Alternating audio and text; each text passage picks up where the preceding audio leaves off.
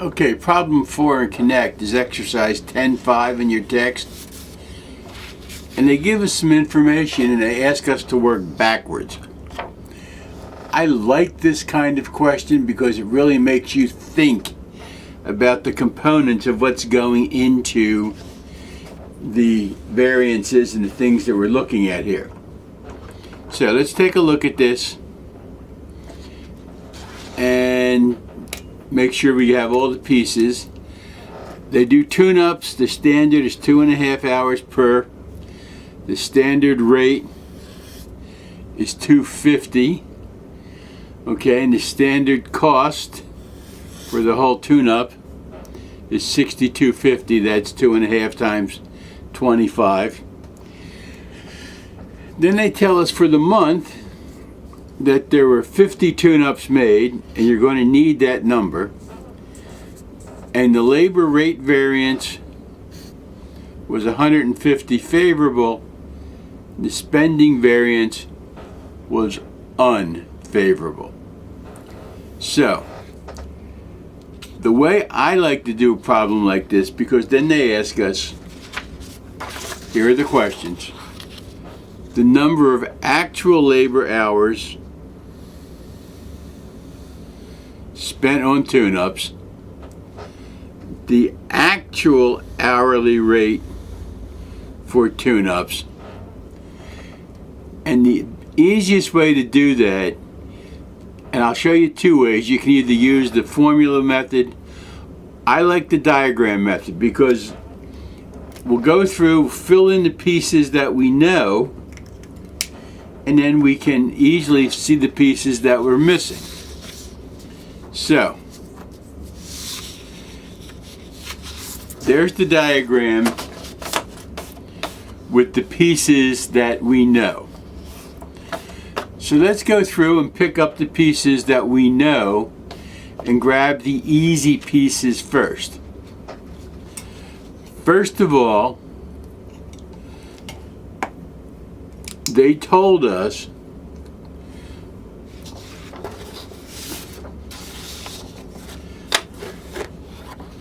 that we did 50 tune-ups. Okay, you had to see that piece. So we did 50 tune-ups at 2.5 hours per. That's 125 hours. So we had to grab that piece. They gave it to us. They just didn't make it real obvious. So we had to grab that piece first. And once we have that piece, the other pieces kind of fall into line.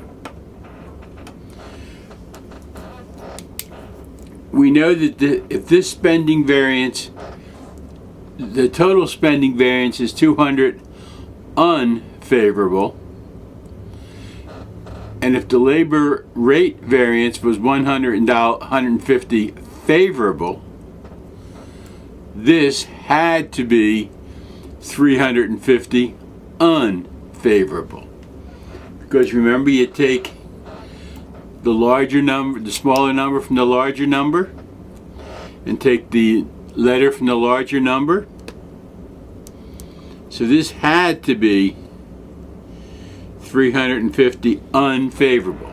That's the only way you could get a $200 unfavorable spending variance with a $150 favorable rate variance. And they gave us those two pieces of information. So they told us basically the total variance was 350 unfavorable.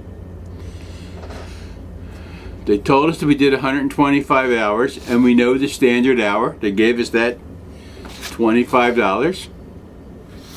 So 125 hours times the $25, that's $3,125. Well,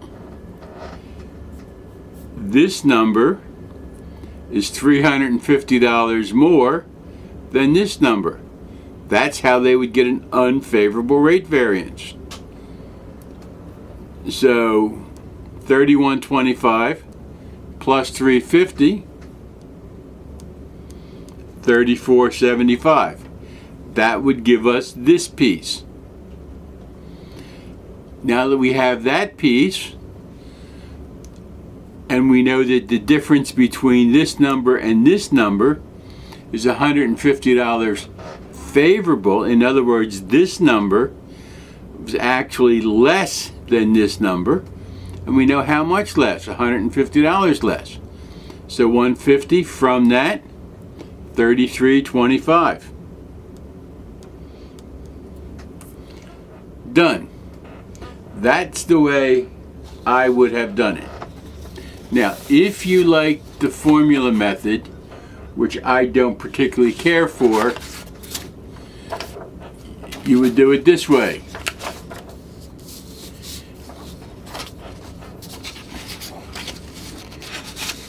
You'd write out the formula, and you would have to put it in.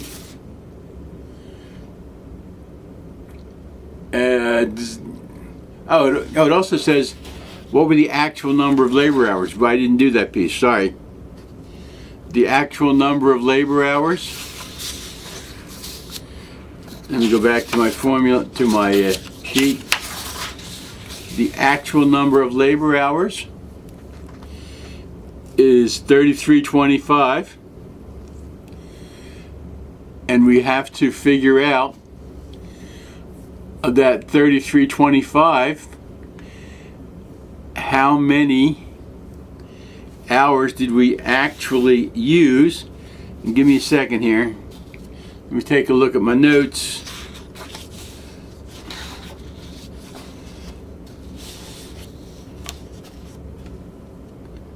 Okay, so the actual rate here, we have the actual rate, right? Is that what we're looking for, the actual rate or the actual hours? We used 34.75. 34.75 that we found by this. And then we have to divide that by 25 to find the actual hours. So when we divide 34.75 by the 25 hours, we come up with 139 hours.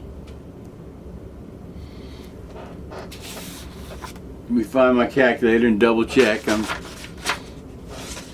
99 points sure that's right, but we'll double check. So we need 34.75. 34.75 divided by 25, 139 hours. So you see how we got that? We first had to do these pieces. We had to do this piece first, then this piece, then we put those together, and they gave us the rate. So we did this, we multiplied this out, that was our third piece. Then we added this together, that was our fourth piece. Then we divided this by 25, that was our fifth piece. And then we took 33.25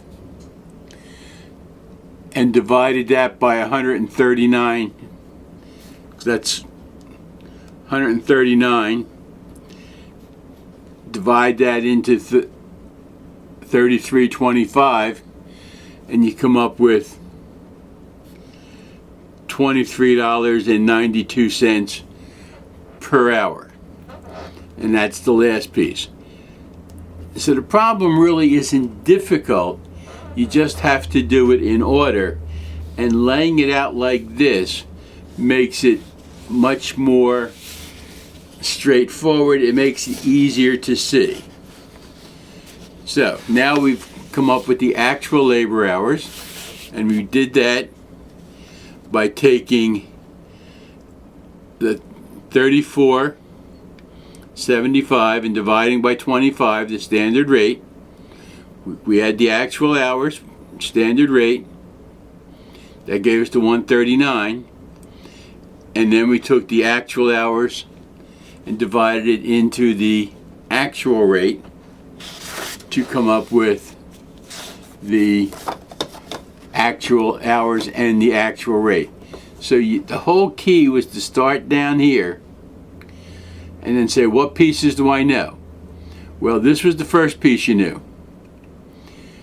You knew that the total variance had to be 350 unfavorable. So then we went to this piece. We multiplied the hours that we were given, we knew that, times the standard rate, we knew that. We got 31.25. 31.25 was 350 less than our actual hours times the standard rate. So we added 31.25 to 350 to 34.75.